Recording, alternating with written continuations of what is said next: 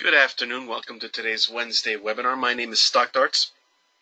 If you want to hear more about what I have to say, or you like what you see on today's Wednesday webinar, feel free to follow me on Twitter at stockdarts. You can find me on YouTube at stockdarts, or you could visit patreon.com/stockdarts for more trading ideas and more content from me.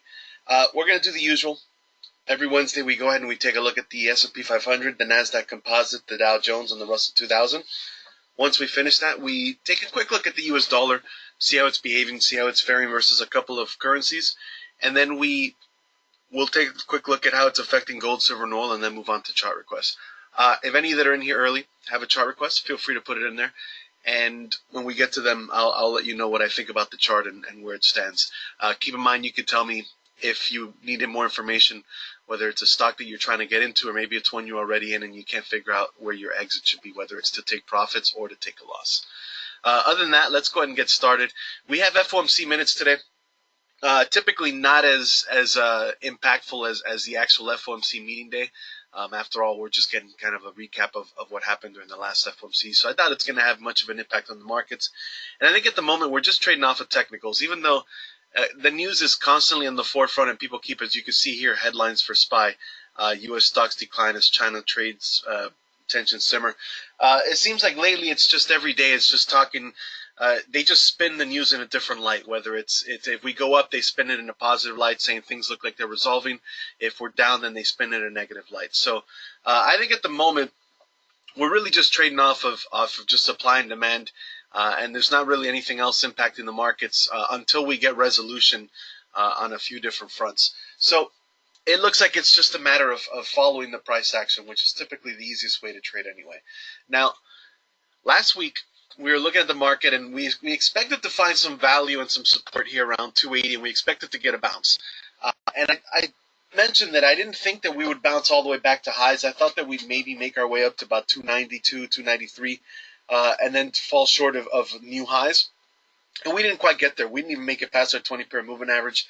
And we immediately found selling and came back and retested and are still in the process of sort of retesting this break of this short-term descending trend line. So I think that we're still not out of the woods as far as our little short-term correction or pullback.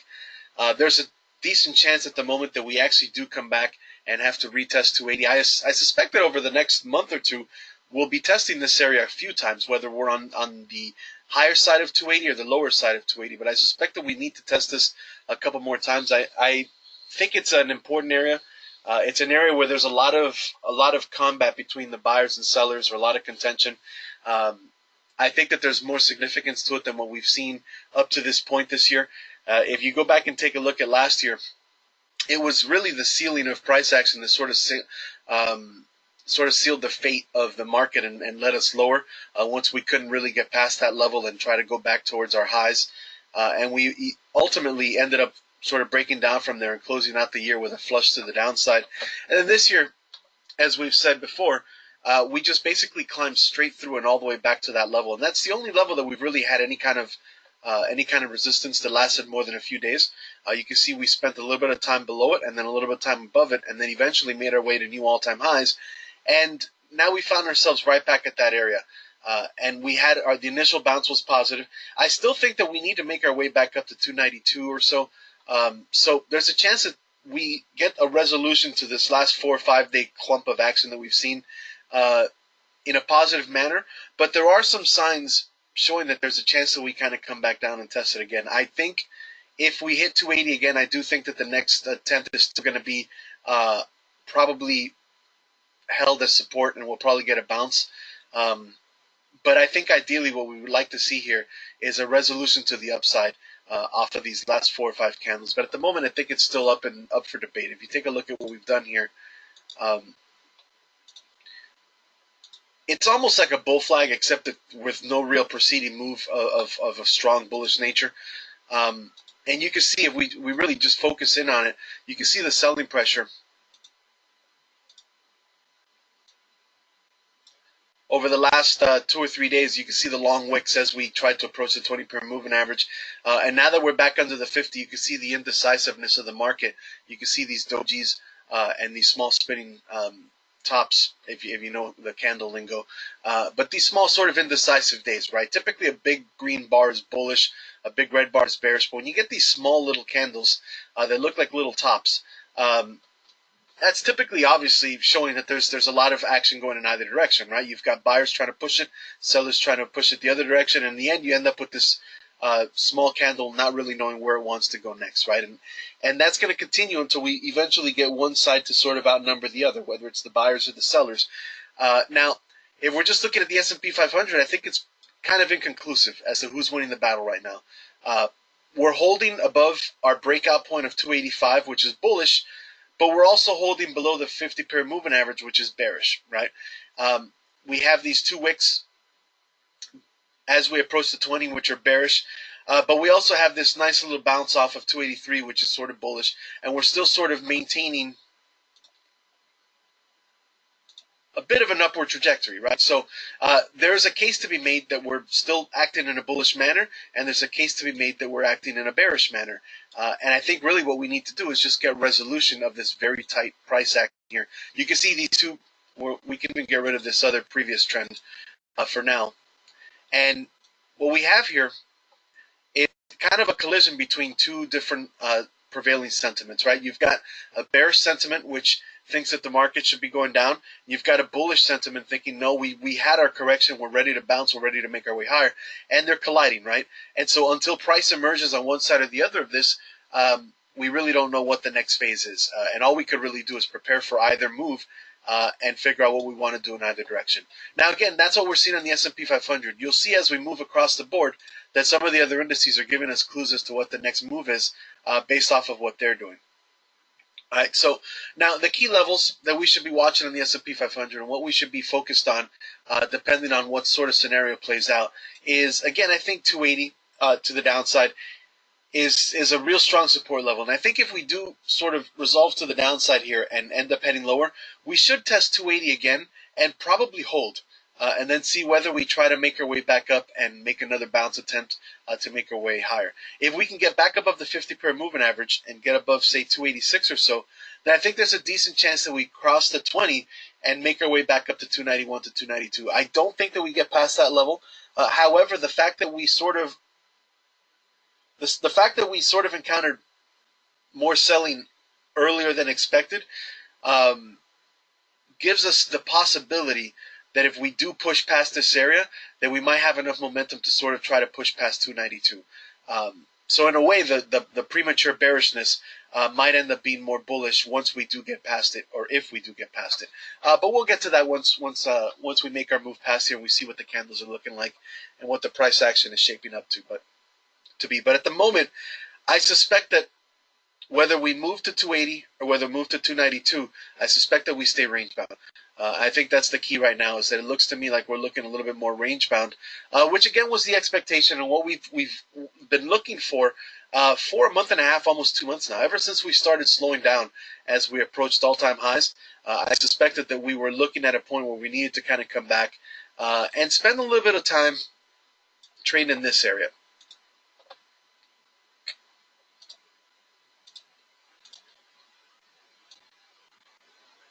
Right. Those of you that maybe follow us every week, remember that I've been pointing this out. And this is kind of the area that I've expected us to stay in. And so far, we've kind of held up in that spot, and that's where we are. And I think from here to next week and maybe the week after, we more likely than not stay within this area again. Now, does that mean if we head to 280, you should just buy it immediately? No. Same as the last time, you should look for a support pattern to develop, and more likely than not in a name other than the S&P 500 that is maybe setting up a little bit more bullish scenario than what we're seeing here. And the same thing, if it comes up to 290, does that mean you should just short it immediately? No. I think you still need to wait for the signs telling us that we are finding resistance or support at the edges of this boundary. But I think at the moment that we are probably going to be range bound, and that's my expectation, and that's basically my prevailing thought when it comes to trying to structure plays in the next couple of weeks. Is either play support off of this level or play resistance off of this level, whether it's through covered calls or option plays or even outright shorting. I've been kind of adamant throughout this year about not shorting the market and not looking at short plays. And I softened my stance a bit last week on it. And again, I think at this point, if we hit 292 again, depending on the candle patterns, I think that it does give someone a chance at actually shorting and switching, because I think again I think that we're really more range bound now than in that bullish environment that we've had over the first 4 or 5 months of the year. And because of that, I think that it's kind of, we're at a spot now where we can start looking at trading both directions based off of where we are. But again, I think for the moment, I'm still more interested in covered calls and sort of slightly bullish plays rather than outright bearish shorts. But I wouldn't criticize someone if they decided they wanted to short that. And we'll get into a possible short play that someone took earlier this week once we get to IWM. Now, if we look at the NASDAQ, you can see that it's actually a little bit bearish or weaker when you compare it to what we're seeing in the S&P 500, right? We're way below the 50-period moving average. We're below the 20, so we're losing strength on the Qs, which has been actually one of the stronger areas over the last 3 or 4 months.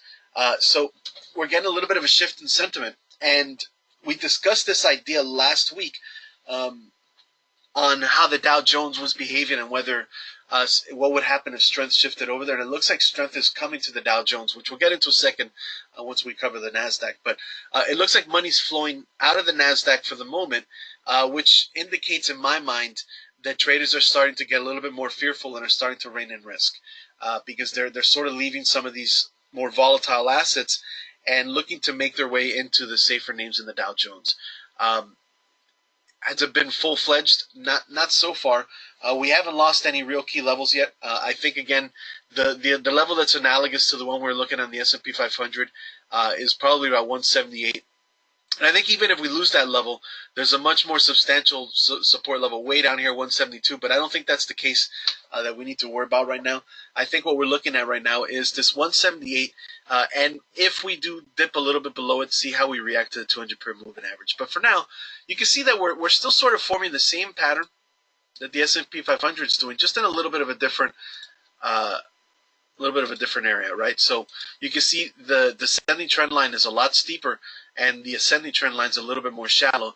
But we have that same convergence of selling and buying pressure, and we just need to get a resolution in one direction or the other if we really want to figure out what the next move is.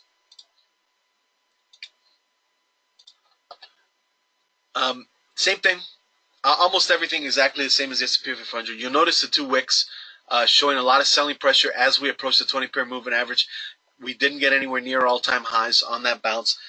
Now, another sign of weakness compared to the S&P 500 is if you look at the breakout point where we broke this descending trend line, we're actually still below it. So that's actually bearish, right? We're not actually confirming that breakout at the moment. At the moment, this is basically a failed breakout. We're kind of hovering below it. We've got these three spinning little dojis, which again shows indecision on the part of buyers and sellers. And we're below the 50-period and the 20-period kind of looming below it. So this is actually a bit more bearish than the S&P 500. I think the S&P 500 was a pretty neutral chart if you wanted to try to gauge what's going on. I think with the NASDAQ, this is actually hinting at lower price action. Just the way that things are setting up, which means more likely than not that we would head lower and maybe test 178 again, and maybe even dip a little bit below it to see if we could shake out any of the traders that are looking at this as a support area. So definitely a little bit more of a signal of bearishness on this chart than what we saw in the S&P 500. Now, the one thing that I think maybe is a little positive is you'll notice the volume declining as we've been doing this, which is leading us to believe that it's still sort of consolidating and still sort of reacting off of that big spike that we got as we dropped. And so this could still just be sort of a consolidation as we set up for the next move, whether it's down or up. But yeah, for the moment, it looks like we're still just sort of trying to work off all of that supply and all of that distribution that we found up around all-time highs. And we're just still looking for buyers and looking to figure out where we want to go next. And those of you that are regulars here, and I think almost everyone that's in here right now is, you'll know that a lot of times I think the easiest question to ask ourselves when we're trying to figure out what a chart is doing is just ask yourself, is this particular equity, in this case the markets, is it looking to figure out where buyers are hiding, or is it looking to figure out where sellers are? And I think at the moment the market is trying to figure out where buyers are, which of course means it's still probing lower and trying to find exactly where support is.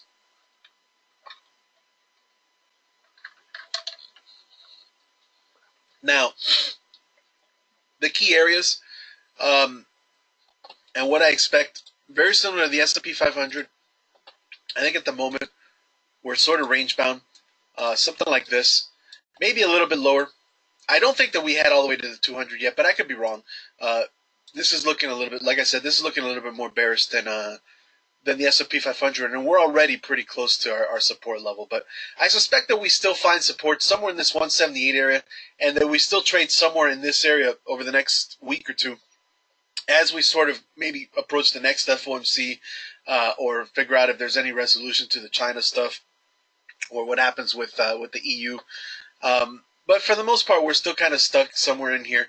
And I think that again, we're really just at the spot where there's so many buyers that feel like they missed this big move that are stepping in, but we found so much supply that there's this big collision between the buyers and the sellers, and that's how you get these consolidation ranges. And it looks like we need a little bit more time to sort of work through that. So I suspect again we're going to get muddy price action, and we're going to be going back and forth, and just really break out the range bound strategies if you know how to use them.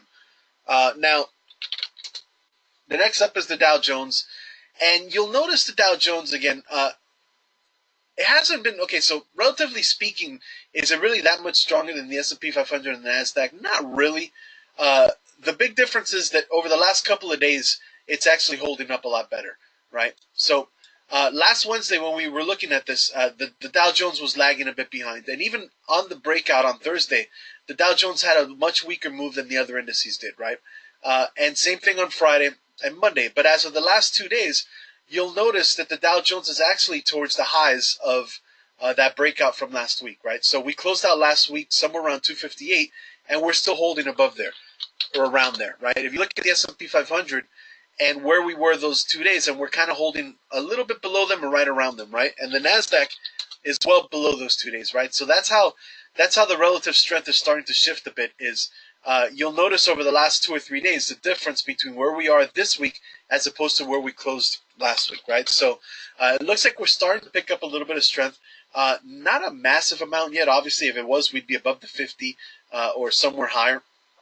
But it looks like money is starting to flow out of the Nasdaq quicker than it is out of the Dow Jones, and even a little bit out of the of what it's seen in the S&P 500. So it looks to me like traders are starting to rein in risk a little bit, which again means more range bound or more downside price action.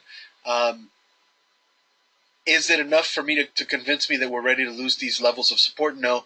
I think, again, that we're just starting to see just a small little inkling of signs, these small little signs telling us that price action has shifted and that we are no longer in the same state that we were from, say, January to maybe the beginning of May or the end of April. I think we've reached the point where we've transitioned to neutral and are, as I've said already a few times, going to be range bound and going to be going back and forth testing some of these price levels. And I think the fact that we're seeing this shift in strength is one of the signals for it. And again, obviously the other signal is that we've kind of lost that big climb, right? And we're just going back and forth, and we're starting to see these trend lines that are converging. Now, you'll notice again, we could draw the same trend lines on the Dow Jones as we did on the other two indices, right? And I'll just reappropriate this one for now.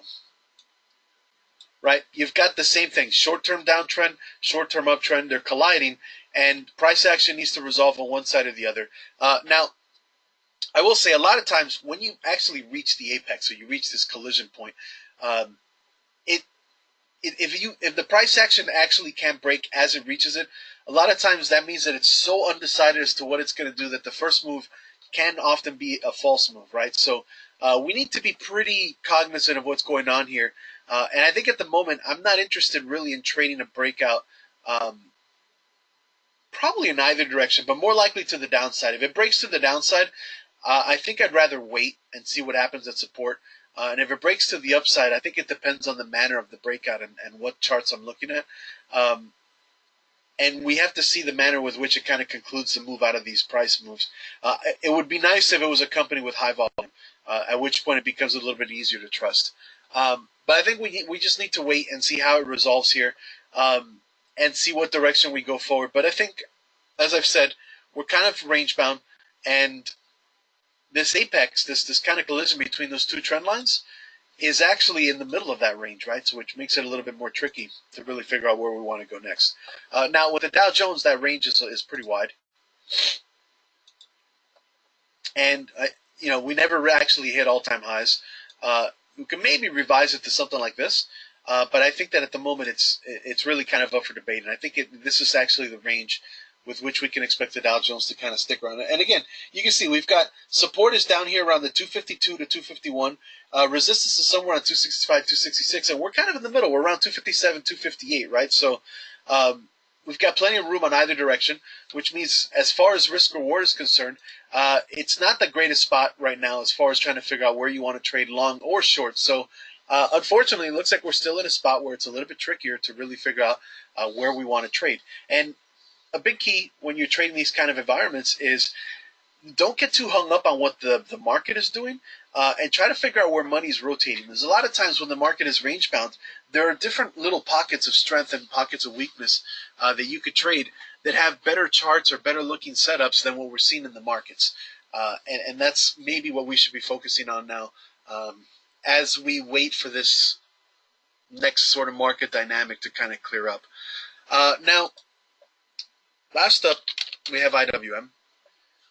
And IWM is actually kind of bearish, right? If we take a look at it, it's pretty weak. We had, again, the same sort of scenario as last week, right? We found support. We bounced up on Thursday. Now, Friday, we kind of already gave it back. And then Monday, Tuesday, Wednesday this week, you can see we're actually below some pretty important short-term trend lines, right? And we really zoom in here. We had that descending trend. We were able to break out, and then we kind of came back, and you can see we can't really get past the retest of this move, right? The retest around 154, that breakout. We failed it on Friday, and then Monday and Tuesday we kind of made our climb back up to that area, and then as of today we failed it again, right? And so there's someone in our Discord chat, Sam, who was in here last Wednesday, who actually shorted this, right? He played a put play off of this, and honestly, this is actually a textbook short. The fact that it's on the markets is the only thing that has me a little bit worried, because there's still been so much residual bullishness in the market this year. But overall, this is really what you want to see, right? You have a descending or an ascending trend line. Once we break it, you come up and retest it. Once it rolls past that, that means that was the failed move, right? So as far as IWM is concerned, it's indicating that the markets failed this attempt at breaking this trend line here. I'm going to color it right now red, just so we see exactly what we're talking about, right? So this is the trend line that told us that we weren't ready to continue pushing to new highs on IWM. And that was a really big reversal, right? We had, and if we do this and zoom out, this was a pretty bullish move out of IWM. It was looking like a really bullish breakout. And then this candle here negated that and made it a false breakout, right? So this was a huge reversal. Since then, we've just been sort of trending downwards, right? Now, we just broke that on last Thursday. And what's happened up to that point has been basically a failure to maintain that breakout, right? Now, we haven't kind of gone on the wrong side of that red trend line again because it's so steep. But we lost this to 153 to 154 area, and we're trading below it, and we are starting to sort of roll through and head back down, right? So this is pretty bearish. I think this is hinting at market weakness. Now, again, it's IWM, and IWM has been weak for the last 5 or 6 years at the very least. And actually, throughout this decade-long bull market that we've been in, I'd say IWM, or the Russell 2000, has lagged behind its other peers at least 3/4 of the time, at least 75% of the time. IWM has been a laggard. So the fact that it's rolling over here, or that it's showing a more bearish pattern than the other indices, isn't necessarily an indictment on the rest of the markets that we're heading lower, but it's obviously not a bullish sign. So for now, I would have to assume that this is a hint that the market needs to maybe retest support before it wants to head back up and test its previous highs. And we'll see whether this resolves or not.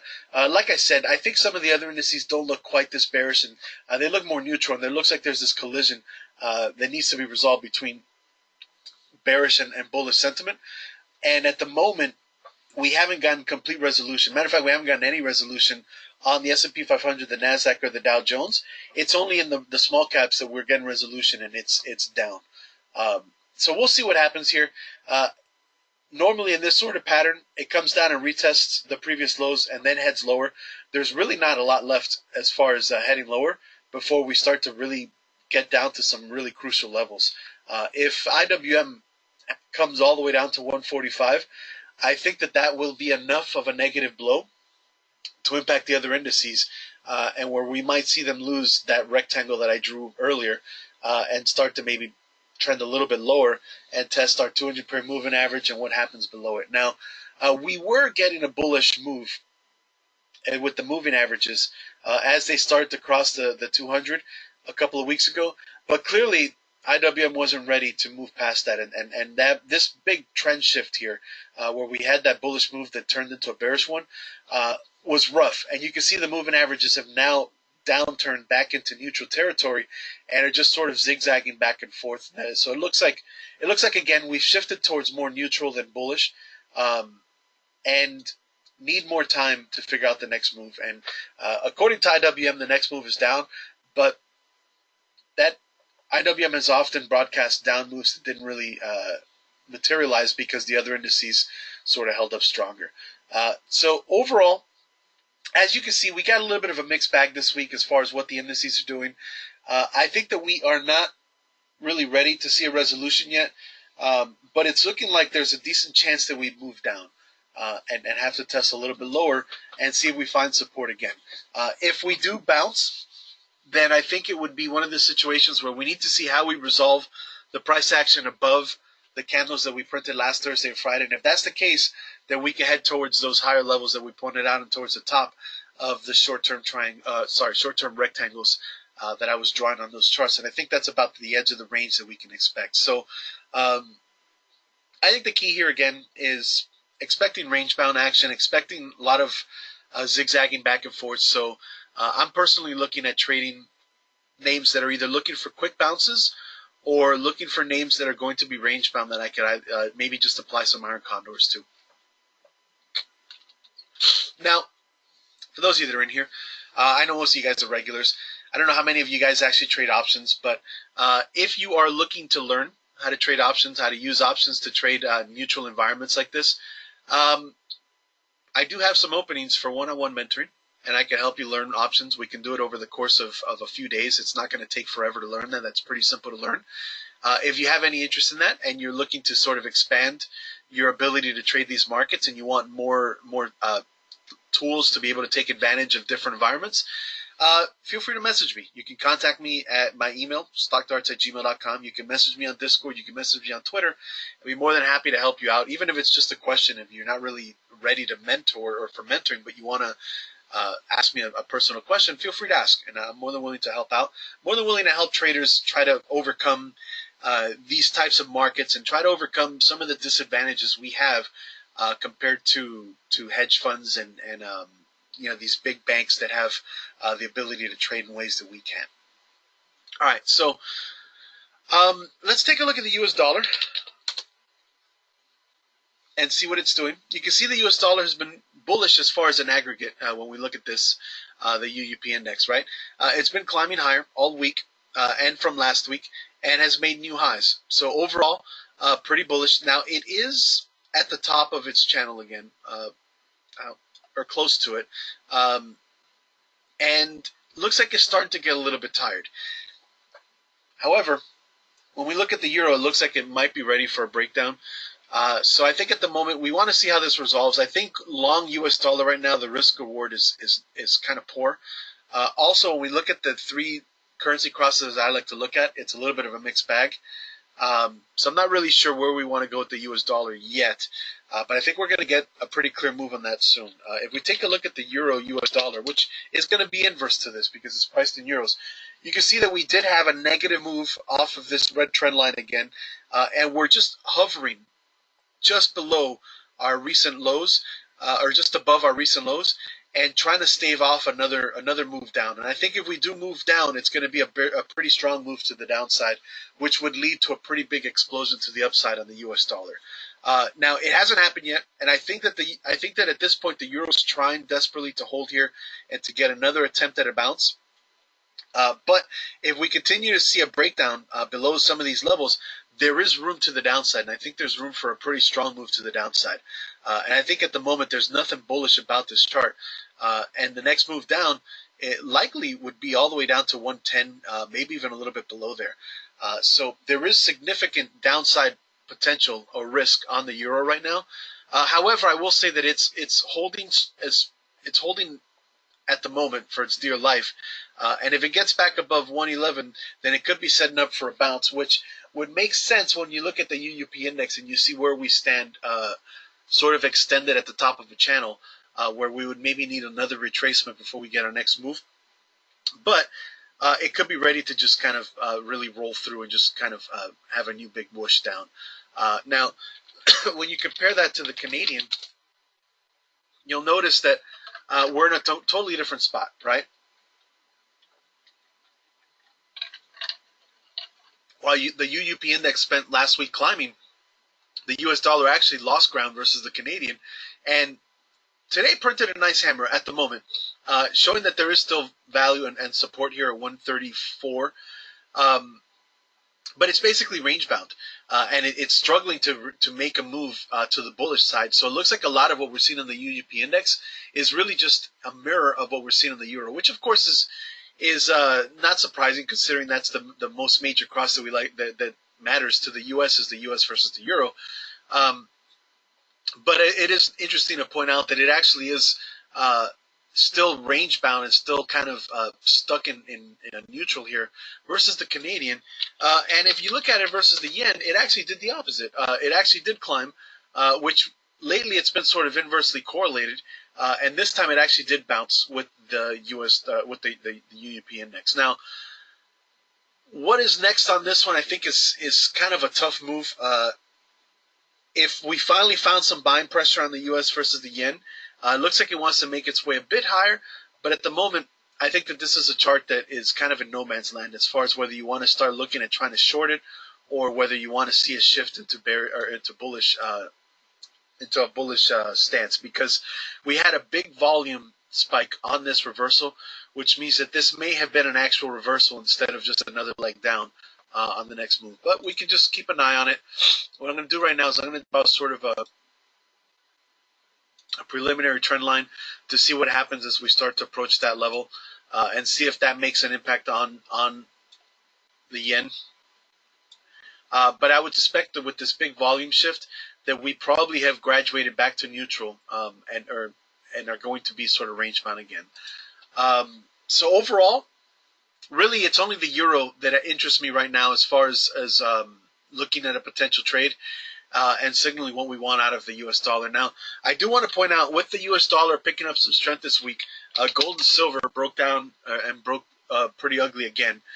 You can see it was a pretty ugly move on GLD, just cratered right back down below key levels of support. So once again, I think gold is off the table and silver has been off the table as far as potential trades, unless you're shorting them. And as far as a positive or long trade is concerned, I don't think either one of these really interests me. Even though there's a chance that they find some support bounces here if the U.S. dollar fades, it doesn't interest me at all right now. I think that there's other areas that interest me a little bit more. And then finally, to round off our mess of a market here as far as where these things are going, we have oil, which also had a false move to the upside and is now breaking down. So overall, if you look at the markets, you look at US dollar, you look at gold, you look at silver, you look at oil, and we're in a state right now where we are kind of stuck, and really there's a big battle between buyers and sellers across all the markets. And it's interesting that it's across the board. And at the moment, you can see, again, we had this nice move. We tried to resolve to the upside off of this nice little sort of support move at the 200, and it failed pretty quickly. And today's candle is pretty bearish and making its way back down. Now, we haven't lost support at $60, but it did show that we weren't ready to bounce, right? So at the moment, this looks like it's still transitioning towards a more negative state, and we might lose this $60 level next and head back down. So overall, a shift in character on oil as well as some of the other areas of the market.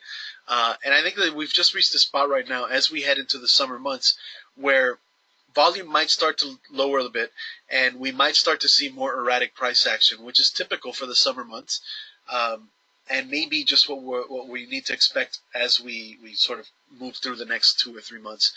And if that's the case, again, we're just going to have to break out different types of trading strategies and see if they work out for us as we move forward. All right, so that covers it as far as oil, gold, silver. We actually have a good 20 minutes. There's not a lot of you in here, but if you guys have a chart request, Ray or Ron, or even Usi, if you have something you want to look at, or you want to ask a question about the Russell, let me know. We got a little bit of time, and there's really not much left for me to talk about as far as these the market indices are, or oil, gold, and silver. Now, hopefully, while you guys point something out for me to look at, I will show you guys a couple of the charts that we looked at earlier this week on my Patreon page, and some of the patterns that I was looking at, particularly what I was looking for during last week's potential support move, right? So if you look around, there are charts that are still showing some bullish potential, right? You take a look at something like Aeon. We were looking at this last week, and it actually was printing a nice pattern here, right? So if we go back and backtrack, and it had a nice breakout. Now, unfortunately, as what's happened throughout the markets, a lot of these breakouts have faded, right? When we look at some of these names, a lot of their moves are still kind of struggling. Yum was another one we had on our Patreon page, and it's resolved positively, but hasn't really been able to give us a strong move. This one's been a little bit better. You can see a lot of what I like to look at is very similar to what I point out on the markets, right? So last week we were looking for some support plays. So we were looking for plays that were coming down into support, but in a more bullish nature compared to what we see in the markets, right? So this is a really good example of what I like to look for when I compare where we are in the markets to where we are on a stock, right? So we had a pullback in the markets as we did in this stock, and then we had a breakout of that descending trend line. But what I was looking for was a stock that, relatively speaking, was more bullish in nature than the markets, right? So you can see we were holding above a key level instead of losing it like we were in the markets. And we had that nice bounce. And again, it's been it hasn't been spectacular because, again, the markets are starting to pull back again. But just to give you an idea of what I like to look for and what we've been focusing on the Patreon page. Here's another one again. This one a little bit more bullish and working a little bit better. The same exact pattern, right? We're looking for a pullback into support and then a big breakout. SE had a very nice gap up today. So this is one that's a really good example of what we like to look for. And again, this was on my Patreon page. And if you go in there now, it's still there. And even if you don't have the subscription, I think after a few days it becomes public, so you can see what our trades look like. I'm not sure if you guys took it, those of you that actually follow me on Patreon, but here's another example of what we were looking for. Once we had that nice breakout, we came back and retested and then eventually made the move higher. And obviously with I think today was earnings. Today was earnings, so that would have been a signal to actually get out. So I guess this wasn't as great as what we were looking for. And then Toll Brothers was one that was negative. And then another chart that I pointed out, not on Patreon, but that we were looking at recently was CMG, which is setting up pretty nicely. Wasn't ready to break out, but you can see this one's still holding up in a nice pattern, and is sort of setting up for a move. Now, again, these are the moves. These are a lot of the names that I've been looking at over the last few days.